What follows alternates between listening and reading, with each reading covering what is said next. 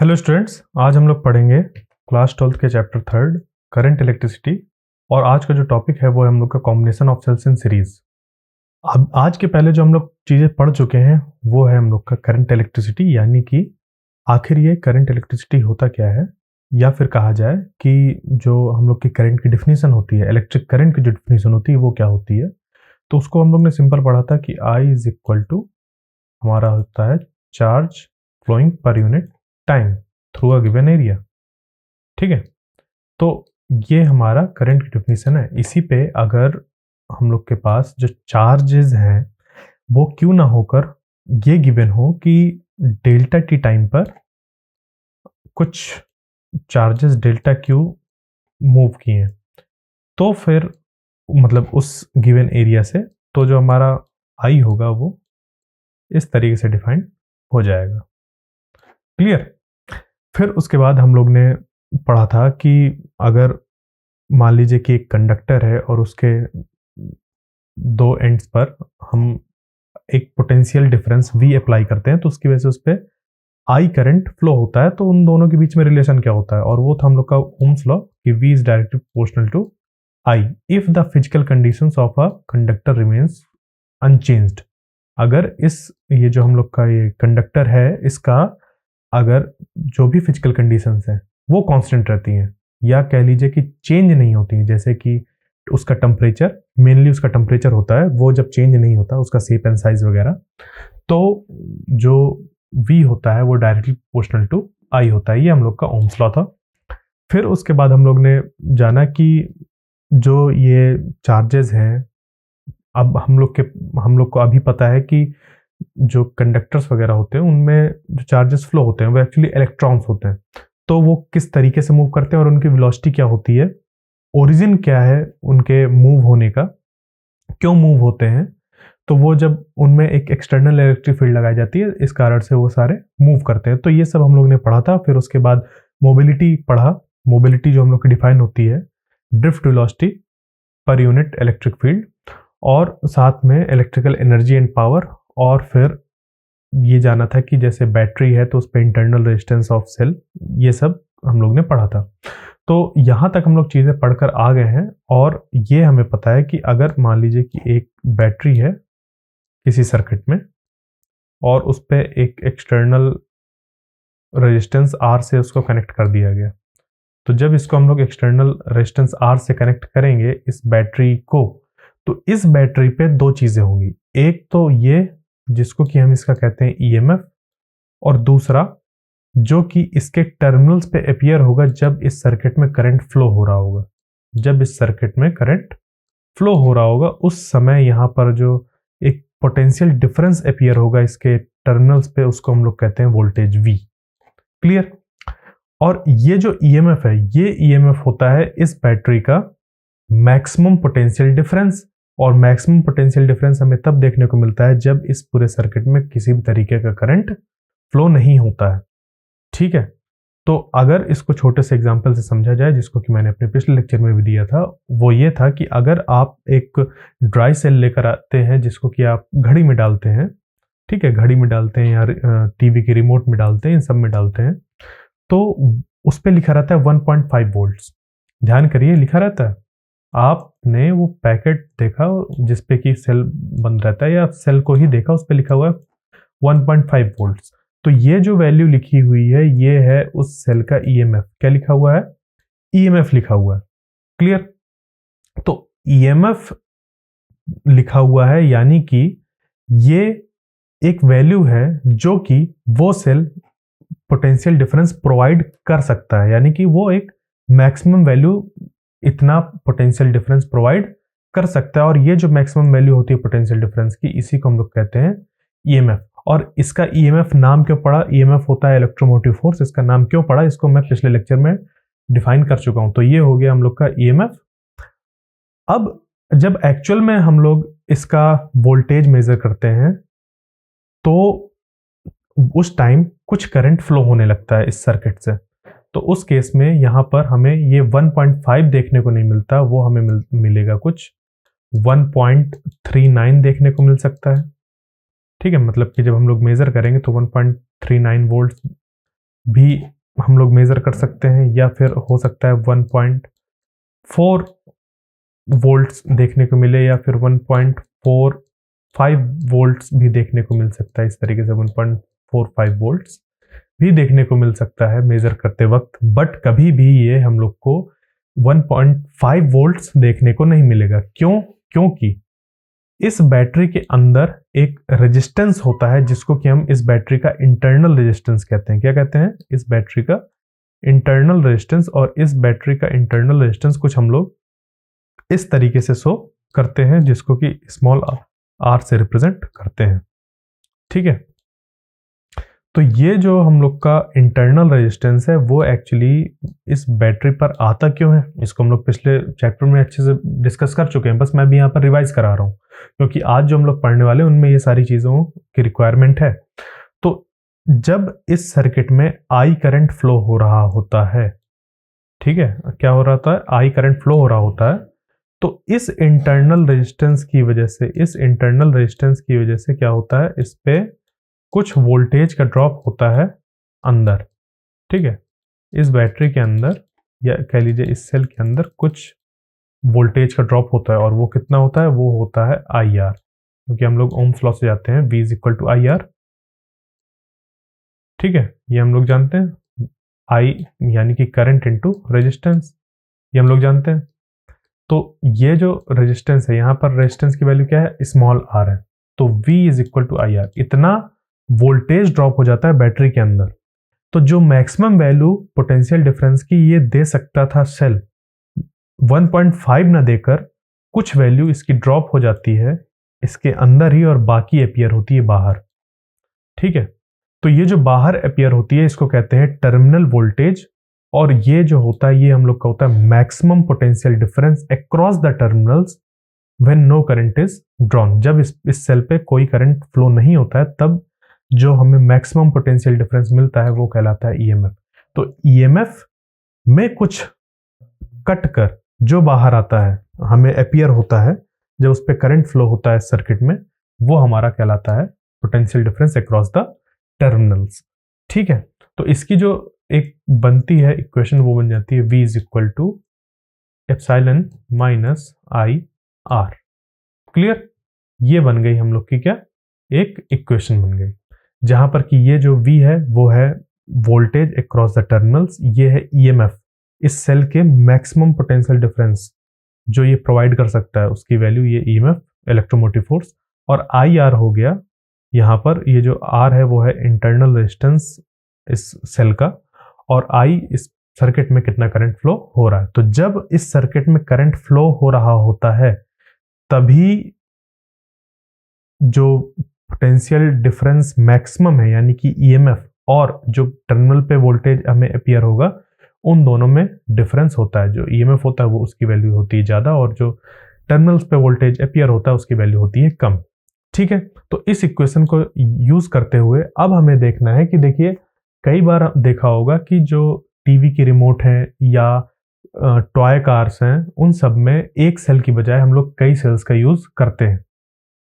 तो जब एक सेल है हमारे पास, उस पे उसका ईएमएफ है और उस पे अपीयर होने वाला वोल्टेज है और उसके अंदर इंटरनल रेजिस्टेंस है, तो इस तरीके से अगर हमने कई ढेर सारे जो सेल हैं उनको सीरीज पे लगा दिया तब क्या होगा? आखिर उस पे किस तरीके से हम लोग को ईएमएफ देखने को मिलेगा? तो उसके लिए क्या करना है हम लोग को, इसको समझिए।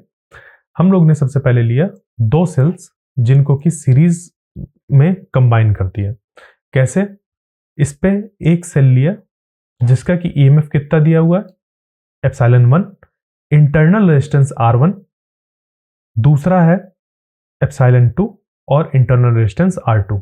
ठीक है, फिर उसके बाद अब हम लोग को निकालना है कि जब इन दो सेल्स को हम लोग सीरीज में कंबाइन कर देंगे तो इसका इक्विवेलेंट, अगर हम लोग चाहें कि इस दो बैटरी को रिप्लेस करके अगर एक बैटरी लगाना चाहें या एक सेल लगाना चाहें, तो उसका ईएमएफ कितना होगा और उसका इंटरनल रेजिस्टेंस कितना होगा, वो हम लोग को फाइंड करना है। तो ई इक्विवेलेंट या एप्सिलॉन इक्विवेलेंट और आर इक्विवेलेंट से हम लोग इसको रिप्लेस करके देखेंगे कि कितना हम लोग को मिलेगा। ठीक है, तो यहां पर एक बात समझिए या याद करिए, इस चीज को आपने क्लास 10th पे भी इस्तेमाल किया है, इसी कॉन्सेप्ट को आपने पिछले चैप्टर में भी इस्तेमाल किया है, जहां पर कि ये है कि अगर हमारे कुछ इलेक्ट्रिकल कंपोनेंट्स हैं जो कि सीरीज में लगे हुए हैं, तो उनमें फ्लो होने वाला जो चार्ज होता है वो सेम होता है, या फिर कह लीजिए कि चार्जेस के फ्लो होने का जो रेट होता है वो भी सेम होता है, यानी कि जो करंट होता है सीरीज कॉम्बिनेशन में वो सेम होता है। तो अगर यहाँ पर एक कोई कंपोनेंट लगा हुआ है, इलेक्ट्रिकल कंपोनेंट, और इधर एक इलेक्ट्रिकल कंपोनेंट लगा हुआ है, उस केस में जो यहाँ से करंट फ्लो हो रहा है उसकी जो वैल्यू होगी, इसमें से पास होने वाली और इसमें से पास होने वाली करंट की वैल्यू सेम होगी। यानी कि अगर इस पे मान लीजिए कि 1 एम्पियर का फ्लो हो रहा है, तो इस पे भी 1 एम्पियर का ही करंट फ्लो होगा, क्योंकि करंट की जो यूनिट होती है हमारी एम्पियर। तो अगर इस पे 1 एम्पियर का करंट फ्लो हो रहा है इसके थ्रू, तो यहाँ पर भी 1 एम्पियर का करंट ही फ्लो होगा, अगर ये दोनों सीरीज पे लगे हुए हैं। तो सीरीज पे लगते कैसे हैं उसको थोड़ा समझ लेते हैं। तो देखिए, सीरीज में कुछ इस तरीके से कॉम्बिनेशन हमारा बनता है। ये एक सेल है जिसका कि ये जो लॉन्ग साइड इस तरह दिख रही है, ये रिप्रेजेंट कर रही है पॉजिटिव साइड सेल की, ठीक है, और ये जो स्मॉल है वो रिप्रेजेंट कर रही है निगेटिव। इसी तरीके से यहाँ पर ये पॉजिटिव और इधर ये निगेटिव, ठीक है। फिर उसके बाद अब यहाँ पर क्या किया गया कि इस सेल के जो निगेटिव टर्मिनल था उससे कनेक्ट कर दिया दूसरे सेल के पॉजिटिव टर्मिनल को। तो जब इस तरीके से सेल्स को कंबाइन किया जाता है तो ये हमारे सीरीज कॉम्बिनेशन में बनते हैं। तो अब देखिए क्या हो गया यहाँ पर कि हमारे पास एक चीज निकल कर आई कि यहां से जो फ्लो होने वाला करंट है वो कैसा होगा, सेम होगा, ठीक है। और दूसरी चीज जो होती है हमारे पास वो ये होता है कि यहां पर जो वोल्टेज होगा और यहां पर जो वोल्टेज होगा, ये दोनों वोल्टेज क्या हो जाएंगे, सम अप हो जाएंगे। यानी कि अगर ये V1 है, ये V2 है, और हमसे पूछा जाए कि इन दोनों का वोल्टेज टोटल कितना होगा, तो टोटल जो वोल्टेज होगा V, अगर कुछ ऐसे लिखें तो V1 प्लस V2 हमें करना पड़ेगा। क्लियर? यहां तक बात समझ पे आई? तो बस इसी कॉन्सेप्ट का हम लोग यूज करेंगे कि इस सेल के लिए, जो पहला वाला सेल दिया हुआ है, इस सेल के लिए हम लोग फाइंड करेंगे कि वोल्टेज कितना है, ठीक है, टर्मिनल वोल्टेज कितना है, और उसी तरीके से सेकंड के लिए करेंगे, और फिर उन दो वोल्टेज को सम अप कर देंगे और बराबर कर देंगे एक इक्विवेलेंट वोल्टेज के साथ, ठीक है। तो इस पूरे ये जो दो सेल का कॉम्बिनेशन है, इसको हम लोग एक सिंगल सेल के कॉम्बिनेशन से रिप्लेस कर सकते हैं, जिसको कि नाम दिया जा सकता है इक्विवेलेंट, ई इक्विवेलेंट, ठीक है, और आर इक्विवेलेंट। क्लियर? ऐसा क्यों कर रहे हैं? क्योंकि ये दो सेल हैं, इन दो सेल का हमें इक्विवेलेंट वैल्यू बताना है कि अगर एक सेल उनकी जगह पर लगा होता तो कितना ईएमएफ का सेल होता वो, ठीक है। तो इसके लिए अब देखिए क्या करते हैं हम लोग, ये दो सेल लिया, इनको सीरीज कॉम्बिनेशन में लगा दिया, उसके बाद फिर ये जो 3 पॉइंट्स हैं इस पे हम लोग वोल्टेज अगर माने कि यहाँ पर VA है, यहाँ पर कितना वोल्टेज है, V है, और ये B पॉइंट पर VB वोल्टेज है, और C पॉइंट पर VC वोल्टेज है, तो फिर हम लोग अगर इसके क्रॉस वोल्टेज देखें, इसको नाम दे दें VAB, potential difference across this first जो हम लोग का सेल होगा वो क्या हो जाएगा, VAB इज इक्वल टू या equivalent to VA minus VB। यानी कि यहां पर जो वोल्टेज पोटेंशियल है और यहां पर जो पोटेंशियल है, इनका ले लीजिए डिफरेंस। तो VA माइनस VB जब हम लोग ने किया तो ये कितना बन गया, VAB equivalent to VA minus VB, जो कि हमारा निकल कर आएगा, देखिए इस इक्वेशन से ये होती है ना, V is equal to epsilon minus IR। ये कैसे निकल कर आई है ये मैं पिछले लेक्चर में बता चुका हूं अच्छे से, और साथ ही में आज मैंने रिवाइज भी कराया है, ठीक है। तो ये जो हुआ IR, ये यहां पर ये क्या रिप्रेजेंट कर रहा है, वोल्टेज ड्रॉप जो कि हो रहा है उस सेल के अंदर। क्लियर? और जो एप्सिलॉन ये है वो रिप्रेजेंट कर रहा है इस बैटरी का EMF, और V है टर्मिनल वोल्टेज इस बैटरी के क्रॉस जब करंट आई फ्लो हो रहा है इस सेल से, ठीक है। तो यहां पर हम लोग क्या लिख सकते हैं इस सेल के लिए, इस पर्टिकुलर सेल के लिए, क्योंकि इसकी ईएमएफ की वैल्यू है E1 और रेजिस्टेंस की वैल्यू है R1, तो ये बन जाएगा V1 is equal to EMF 1 minus IR1।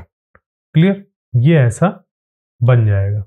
तो इसी को हम लोग क्या कर रहे हैं, यहां पर ये लिख रहे हैं इस V1 की जगह पर, ये जो बैटरी है इसके वोल्टेज V1 की जगह पर नाम हम लोग ने दे दिया क्या, VAB। ठीक है, इससे कोई फर्क नहीं पड़ता कि हम लोग क्या नाम देते हैं, बस हमें पता होना चाहिए कि नाम हमें देना कैसे है। क्लियर, तो यहां से हम लोग ने इसको नाम दे दिया V1 is equal to ε1 minus IR1। इसी को हम लोग VAB बोल सकते हैं। क्यों? क्योंकि हमें पोटेंशियल डिफरेंस निकालना है और पोटेंशियल डिफरेंस को ही वोल्टेज कहते हैं। और अगर मैंने कहा कि इस सेल का वोल्टेज, तो ये हो गया VA माइनस VB, जो कि VAB से रिप्रेजेंट होगा और वो बराबर हो जाएगा ε1 माइनस IR1 के। तो एक इक्वेशन हमें मिल गई जो कि है किसकी, इस सेल की। सिमिलरली जब हम लोग वोल्टेज निकालेंगे BC के क्रॉस, यानी कि यहां पर हम लोग पोटेंशियल डिफरेंस निकालेंगे BC के क्रॉस, तो ये हो जाएगा VB minus VC, potential at B minus potential at C। तो ये हो गया VB माइनस VC, जो कि बराबर हो जाएगा VBC के, या कह लीजिए इक्विवेलेंट ऐसे, और ये निकल कर आ जाएगा ε2 माइनस IR2। ये इक्वेशन कैसे निकल कर आई, समझ पे आ गया? इस इक्वेशन का यूज करके ये चीज निकल कर आई है। यहां पर जो E2 है वो है EMF सेकेंड सेल का। I देखिए, जो करंट यहां से पास हो रहा था वही करंट यहां से पास हो रहा है, क्योंकि सीरीज कॉम्बिनेशन में ये प्रॉपर्टी होती है कि करंट की वैल्यू हमेशा सेम रहेगी थ्रू आउट जितने भी वहां पर कंपोनेंट्स लगे हुए हैं। अब वो चाहे कंपोनेंट्स बैटरी हो, चाहे वो रेजिस्टर्स हो, चाहे वो कैपेसिटर्स हो, इंडक्टर हो, कुछ भी हो, जो करंट की वैल्यू होगी वो सेम होगी। तो इसी वजह से यहां पर हम लोग ने I की जो वैल्यू है वो सेम रखी है। ठीक है, तो VAB ये हो गया, VBC ये हो गया।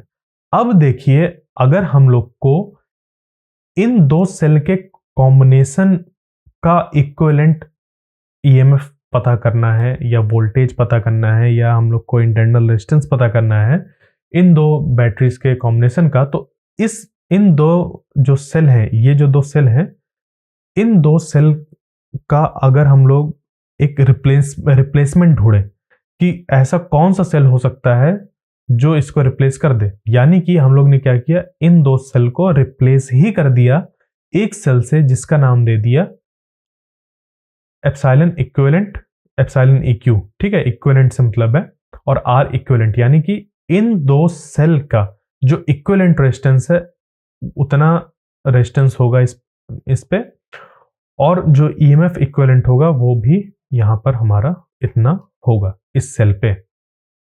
ठीक है, तो गौर से देखिए क्या किया गया है, यही चीज किया गया है कि ये A और C जो पॉइंट है ये ऐसे ही है यहाँ पर A और C, जबकि इन दो सेल को हटाकर एक सिंगल सेल लगा दिया जिसका कि हमें अभी EMF पता नहीं है, सिर्फ नाम दिया है एप्सिलॉन EQ, और R EQ उसके इंटरनल रेजिस्टेंस की वैल्यू। इसमें भी जो करंट फ्लो हो रहा है वो I ही फ्लो हो रहा है, क्योंकि सीरीज कॉम्बिनेशन में हमेशा जो करंट की वैल्यू होती है वो सेम होती है, वोल्टेज डिफरेंट होते हैं। तो देखिए, बस अब इसी चीज का इस्तेमाल करेंगे हम लोग आगे, कि अगर इस पे जो वोल्टेज है या पोटेंशियल डिफरेंस है VAC, वो किसके बराबर होगा, वो बराबर होगा VAB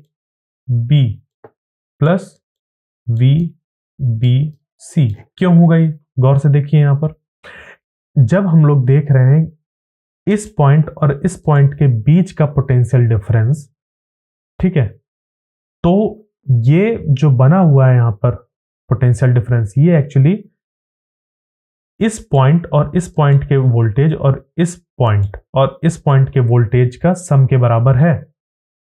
ठीक है, यहां पर जो पोटेंशियल डिफरेंस है और इसके अक्रॉस जो पोटेंशियल डिफरेंस है वो यहां से लेकर यहां तक के पॉइंट्स के बीच का जो पोटेंशियल डिफरेंस है उसके सम के बराबर है। जैसे कि हम लोग एक जब इक्विवेलेंट रेजिस्टेंस फाइंड करते थे, यानी कि सीरीज पे रेजिस्टेंस को कंबाइन करते थे और फिर फाइंड करते थे कि इक्विवेलेंट रेजिस्टेंस कितना होगा, तो उसके लिए भी हम लोग इंडिविजुअल रेजिस्टेंस पे कितना वोल्टेज है वो फाइंड करके उनको सम कर देते थे और टोटल के बराबर कर देते थे। तो सेम चीज यहां पर करेंगे हम लोग। क्लियर? तो अब इसको देखिए कैसे करेंगे।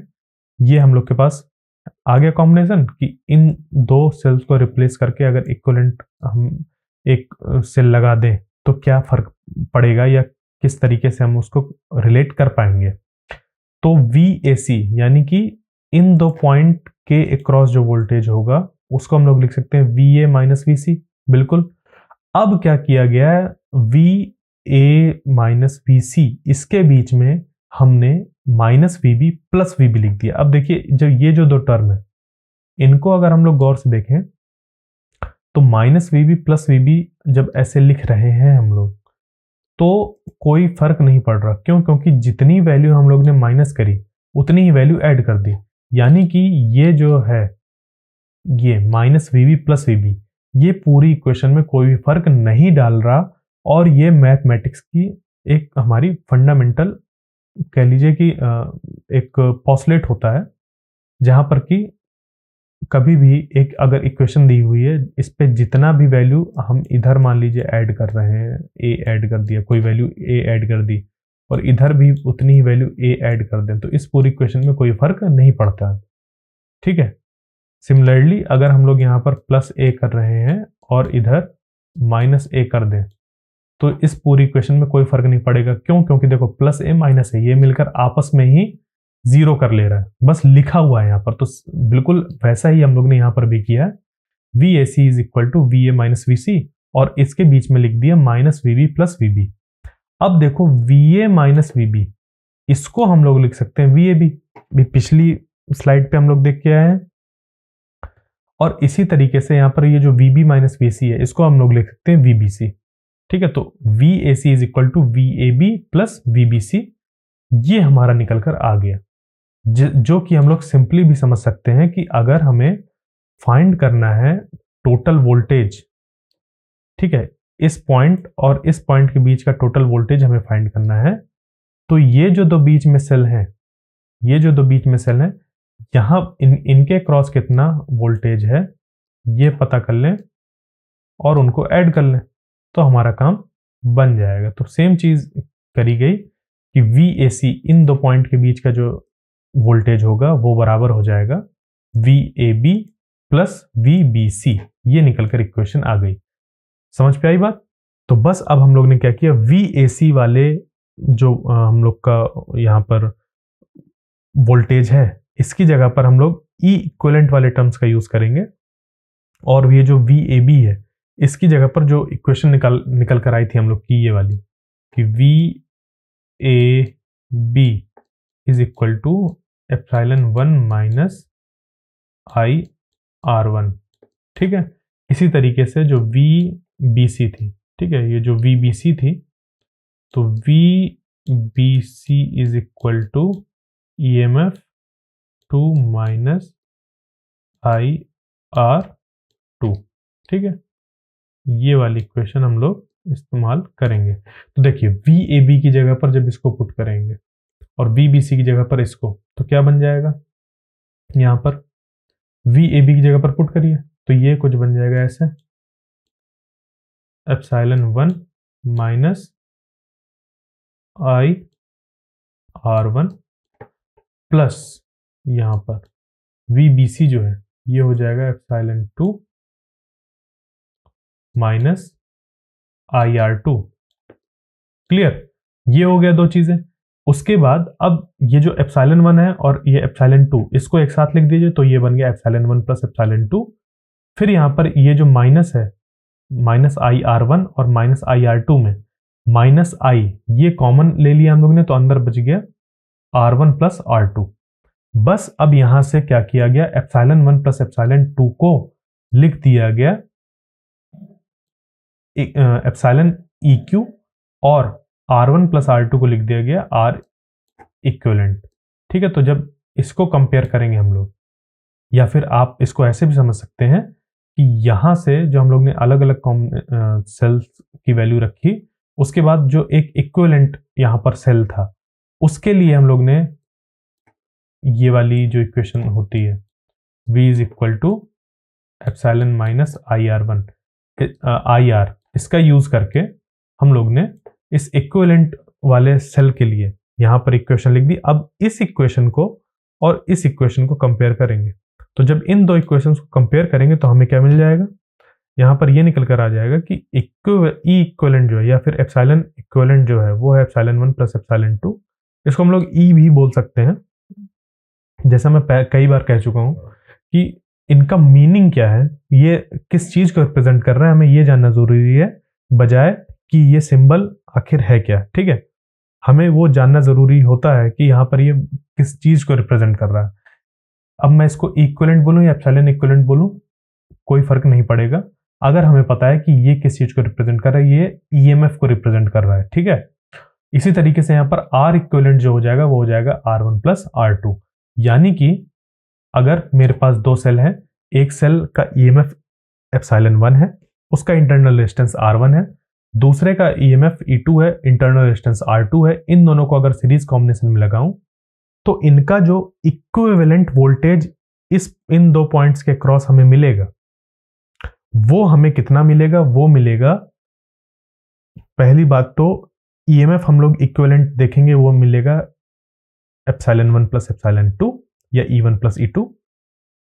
दूसरा जो इक्विवेलेंट इंटरनल रेजिस्टेंस होगा इनका वो हो जाएगा R1 प्लस R2। अब यहां पर आप इसको सिंपली इस तरीके से भी देख सकते हैं इंटरनल रेजिस्टेंस के केस में कि जब हम लोग ने देखा था कि दो रजिस्टर्स को जब सीरीज पे कंबाइन किया जाता है, ठीक है, यहां पर जो रेजिस्टेंस की वैल्यू है अगर R1 है और इसकी R2 है तो क्या होता था सीरीज कॉम्बिनेशन में, R equivalent is equal to R1 plus R2, यही करते थे, याद आया।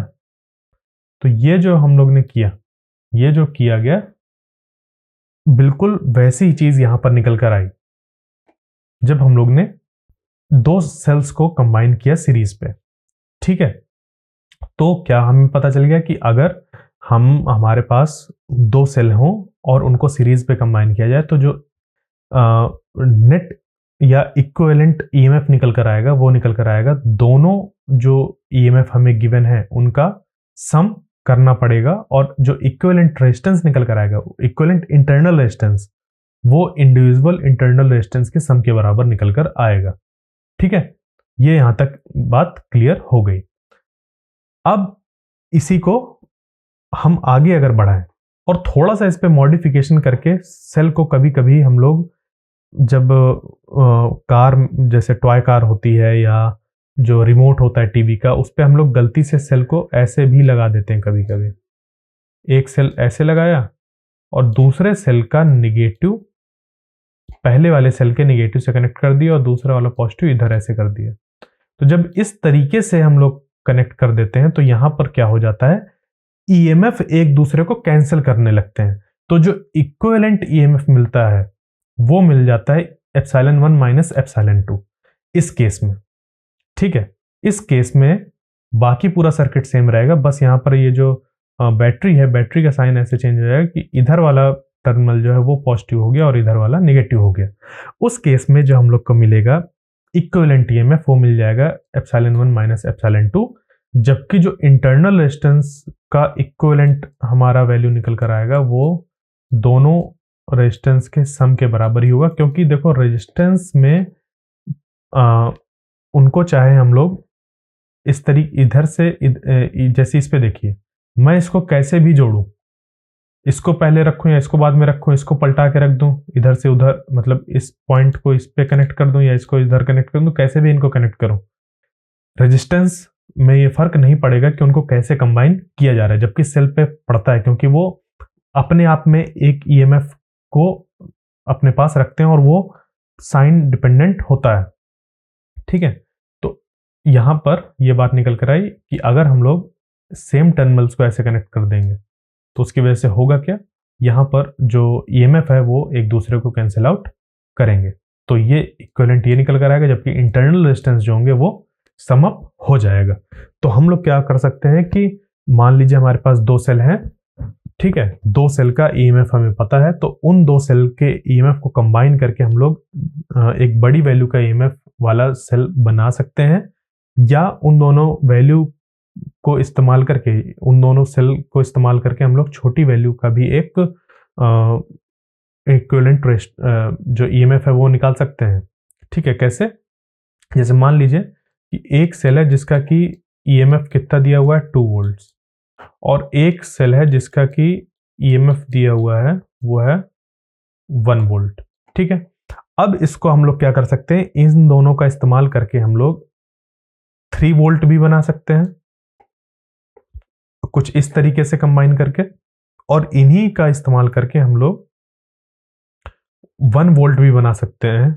ठीक है, या फिर मान लीजिए कि 1.5 वोल्ट हो, 1 वोल्ट तो डायरेक्ट भी बन जाएगा। अगर मान लीजिए 1.5 वोल्ट हो, तो इन दोनों को ऐड करके हम लोग 3.5 वोल्ट्स भी बना सकते हैं, और इन दोनों को कुछ इस तरीके से कंबाइन करके, नेगेटिव टर्मिनल आपस में कंबाइन करके, इसको हम लोग जो इक्विवेलेंट वोल्टेज मिलेगा हम लोग को, या इक्विवेलेंट ईएमएफ जो मिलेगा, वो हम लोग को 0.5 वोल्ट्स का मिल जाएगा।